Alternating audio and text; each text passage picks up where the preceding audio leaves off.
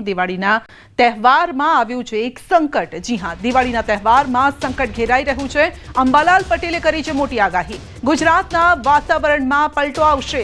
19 ઓક્ટોબરથી સક્રિય થશે વાવાઝોડું। અરબ સાગરમાં મજબૂત બનશે વાવાઝોડું। દક્ષિણ ભારત અને રાજસ્થાનમાં વરસાદની શક્યતા છે। 150 કિલોમીટરની ઝડપે ફૂંકાઈ શકે છે પવન।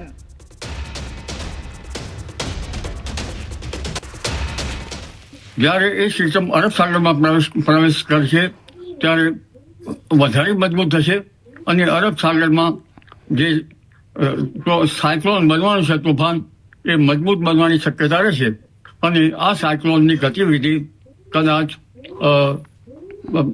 પશ્ચિમમાં ગુજરાતના ભાગો પર થઈને લગભગ રાજસ્થાનના ભાગોમાં થઈને પાકિસ્તાનના સરહદના ભાગોમાં થઈને ઉપર જવાની શક્યતા રહેશે।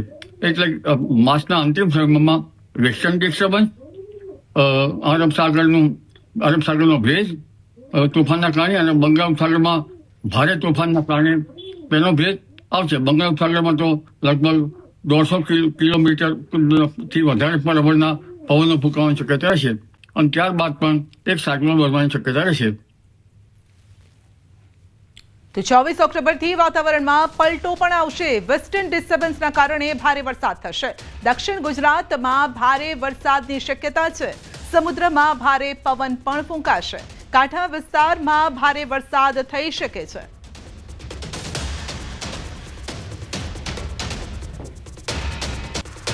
ઓક્ટોબર બાદ દક્ષિણ ગુજરાતના ભાગમાં ક્યાંક વરસાદ થવાની શક્યતા રહેશે અને લગભગ નવા વર્ષની શરૂઆતમાં વાદળો આવવાની શક્યતા રહેશે અને નવા વર્ષની શરૂઆતમાં વાદળો આવવાની શક્યતા રહેશે।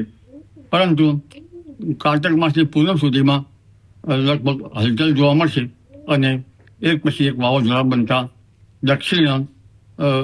દક્ષિણ ગુજરાતના ભાગો પ્રભાવિત થશે।